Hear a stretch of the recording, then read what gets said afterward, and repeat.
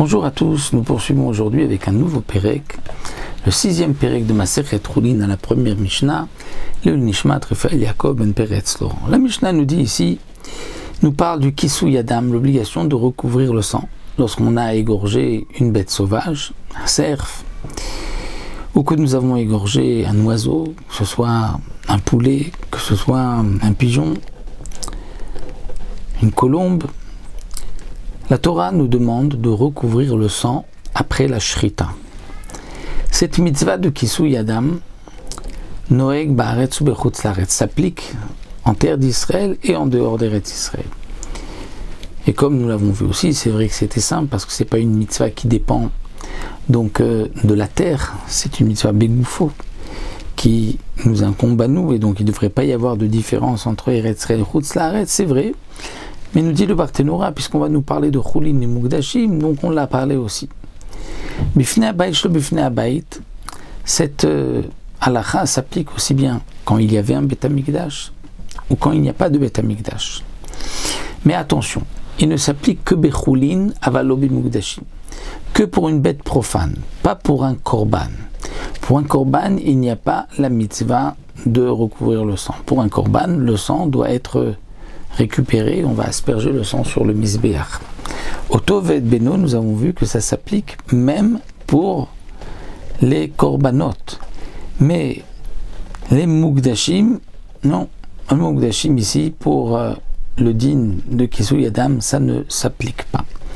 Mais le Barthénora nous dit quelque chose de plus. C'est que dans les mukdashim, il y a les korbanot dont on va asperger le sang, donc comme Khatataof ou Lataof. Alors c'est vrai qu'on ne le récupère pas dans un ustensile, mais on va l'appliquer ou le jeter sur le misbéach. C'est vrai que les bêtes sauvages, il n'y a pas non plus de korbanot. Donc dans Mukdashim, il n'y a que Khatatot ou Lataof où le din ne s'applique pas de Kisou Yadam, mais il y a aussi du Barthénora ce qu'on appelle les Kodesh Bedek Habayit, c'est-à-dire que ce qui avait été offert pour l'entretien du Beth Amikdash, donc quelque chose que l'on ne va pas pour un korban. Si par exemple on a pris donc, une bête une bête sauvage qu'on a offert au Beth Amikdash, ou bien une bête qui a un défaut qu'on a offert pour le Bedek Habayit, c'est-à-dire que on va ensuite la vendre et la contre-valeur va servir pour le Beth Amikdash. Si on a transgressé et on l'a égorgé avant d'avoir transféré la Gdusha de la bête, alors dans ce cas-là aussi, il n'y a pas d'obligation, nous dit le Barthénora, de recouvrir le sang. Donc aval lo bimukdashim s'applique aussi bien pour un korban, Khatataof ou Lataof, mais aussi bien pour les Kodesh Bedek Habayit qu'on aurait pu racheter. Donc même si on les a égorgés avant de les avoir rachetés, il n'y a pas donc de mitzvah de Kisou Yadam. Pourquoi? Parce que dans la mitzvah de Kisou Yadam, la Torah dit, si tu as chassé Chaya ou Of, donc une bête sauvage ou un oiseau, et la Torah fait ici un parallèle, un lien, dans le même passouk, un Ekesh, entre l'oiseau et la bête sauvage. Et donc de la même manière que la bête sauvage n'a pas de Kedusha Tagouf, puisqu'on ne peut pas la sacrifier sur le misbéach, donc l'oiseau aussi, c'est un oiseau qui n'a pas de Kedusha Tagouf.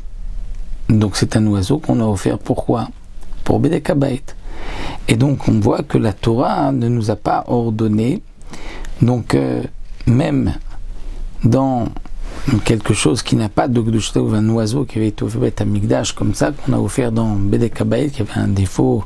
Donc un défaut, c'est pas tout à fait exact, parce que dans les oiseaux, un défaut n'est pas soul, mais s'il est mechoussar revers, il lui manque un membre par exemple. Et donc dans ce cas-là aussi, donc il n'y a pas de mitzvah de Kisou Yadam.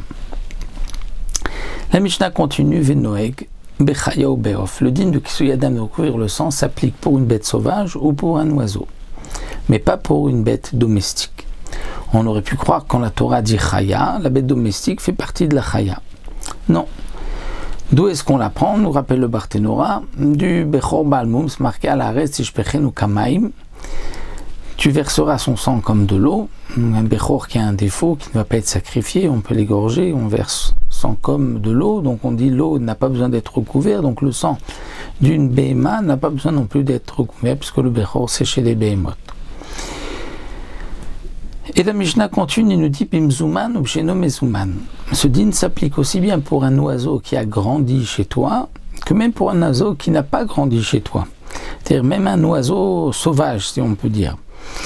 Donc on aurait pu croire que c'est uniquement un oiseau sauvage, puisque dans le passouk c'est marqué que tu as chassé une bête sauvage ou un oiseau, donc quelque chose qui n'est pas chez toi, mais pas domestique.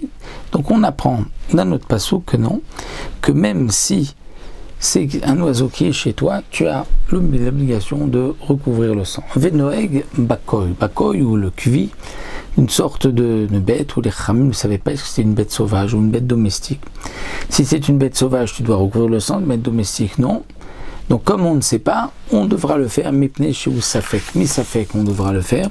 Alors bien sûr, comme c'est un safek, on ne fera pas de bracha avant de recouvrir le sang. Ven shochatim oto beyom tov. De même, le cuit, on ne pourra pas, ou le koy, d'après certaines versions, on ne pourra pas l'égorger un jour de Yom Tov, parce que peut-être qu'on doit recouvrir le sang, et Yom Tov, nous avons un problème de recouvrir le sang.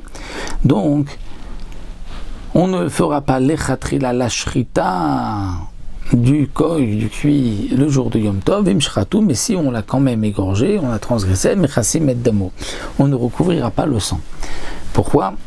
De peur que, c'est-à-dire même si j'ai de la terre prête, que je n'ai pas besoin de creuser, qu'il n'y a pas de transgression du Yom Tov, malgré tout, on risque de penser, quelqu'un risque de dire, tiens, le koy c'est une bête domestique, la preuve c'est qu'il va recouvrir le sang, et donc on risque ensuite de permettre la graisse du koy.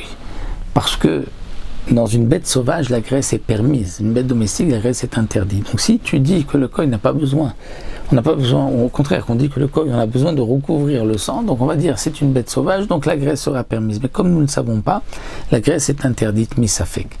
Donc ici, la Mishnah nous a enseigné dans quel cas s'applique le din de Kisuyedam, dans quel cas non, et nous avons vu que misafek, on devra le faire pour le koy comme nous l'avons fait.